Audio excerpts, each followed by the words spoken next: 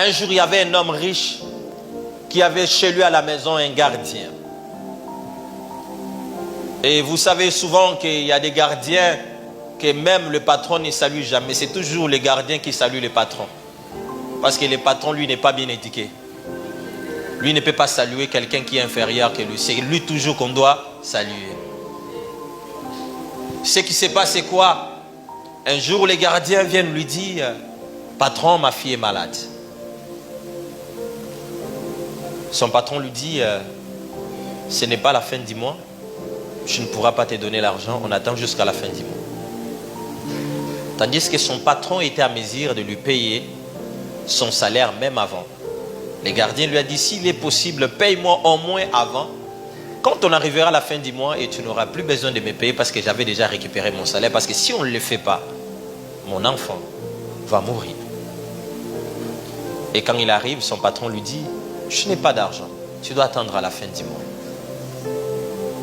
Qu'est-ce qui se passe?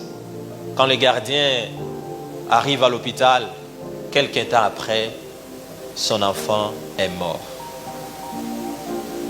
Quand son enfant décède, le gardien n'a pas arrêté le boulot. Après avoir qu'il a enterré son enfant, il est retourné au travail. Plusieurs années après, le patron est tombé malade. Quand le patron tombe malade, on l'amène à l'hôpital. Et quand on arrive avec le patron à l'hôpital, c'était tellement urgent qu'il fallait trouver la solution. Il fallait transfuser du sang au patron. Maintenant, il fallait trouver le groupe sanguin qui était compatible au groupe du patron. On a regardé dans ses enfants, ça n'allait pas. Sa propre femme, ça n'allait pas. On a cherché dans la ville, ça n'allait pas. On a dit on essaie d'abord les gardiens. Quand on essaie les gardiens, on trouve que les groupes du gardien et celle du patron étaient compatibles. Maintenant, c'est au gardien maintenant de décider sur la vie de son patron. Vous comprenez très bien. C'est que la vie et la mort du patron étaient dans les mains du gardien. Est-ce que quelqu'un m'entend très bien? Ce jour-là, la femme du patron a pleuré pour dire au gardien, tu veux voir ton chef mourir. Le gardien lui a dit, mon chef a préféré aussi que mon enfant meure. Et le patron était décédé aussi ce jour-là. Pourquoi?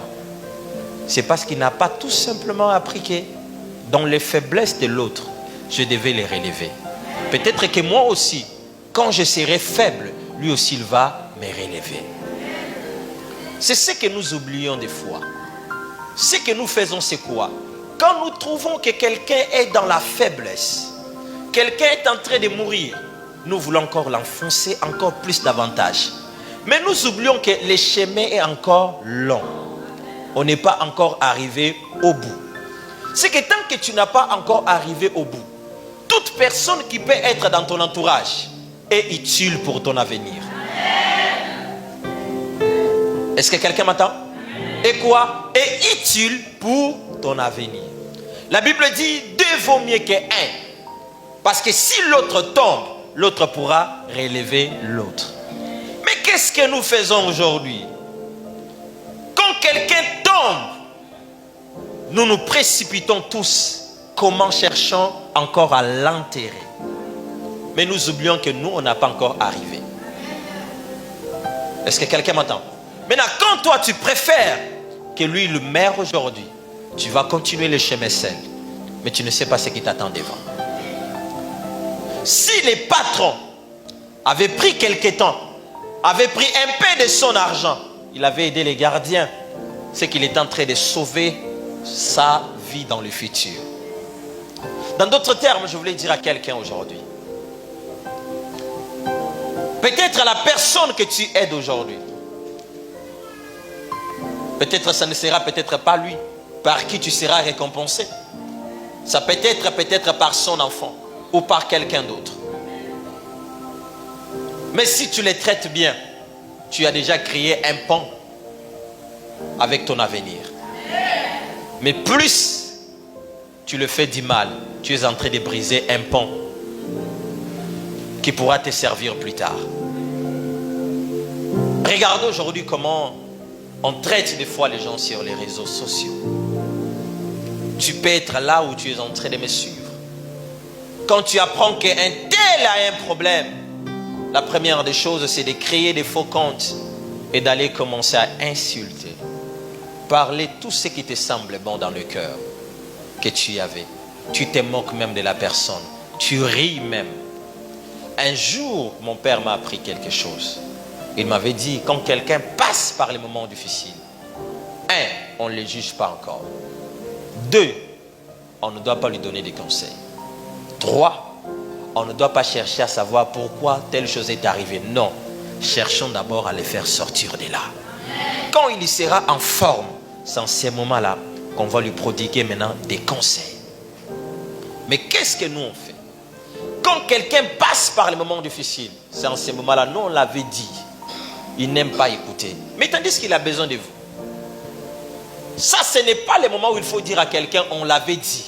Mais c'est le moment où on doit faire sortir la personne dans les problèmes. Tu vois, pendant que l'autre a besoin de votre soutien, tu fais semblant. Souvent, quand quelqu'un dans sa saison, il cherche à marcher sur les autres, à piétiner les autres. Les autres sont rien devant lui. Il marche sur eux parce que c'est lui qui est au top en ce moment. Mais vous oubliez une chose, que le Dieu qui vous a fait grâce, il peut aussi le faire grâce. Maintenant, le problème c'est quoi? Tout le monde n'a pas un grand cœur pour oublier. Tout le monde n'a pas un grand cœur pour que aujourd'hui tu le fais du mal et demain il aura facilement la capacité d'oublier ça et de passer à autre chose. Il y a quelqu'un d'autre, tu lui fais du mal aujourd'hui, il garde ça dans son cœur. Il est en train de méditer tous les jours. Que les jours il aura l'occasion de te faire du mal, il ne va pas te rater. Est-ce que quelqu'un m'entend? Aujourd'hui, Dieu t'élève dans cette nation. Tu es peut-être magistrat, tu es peut-être général, tu es peut-être colonel, ministre, quels que soient les postes que tu peux occuper. Traite bien les gens. Tu ne sais pas ce que le lendemain te réserve. Même l'homme le plus fort du monde, quand il meurt, il ne porte pas lui-même son cercueil. Il faut que quelqu'un l'aide à porter son cercueil. C'est pour cela, mes frères et sœurs, tu peux être le plus fort aujourd'hui et demain être le plus faible. Comme aujourd'hui, tu peux être le faible et demain être le plus fort. C'est pour cela, agissez bien dans votre entourage.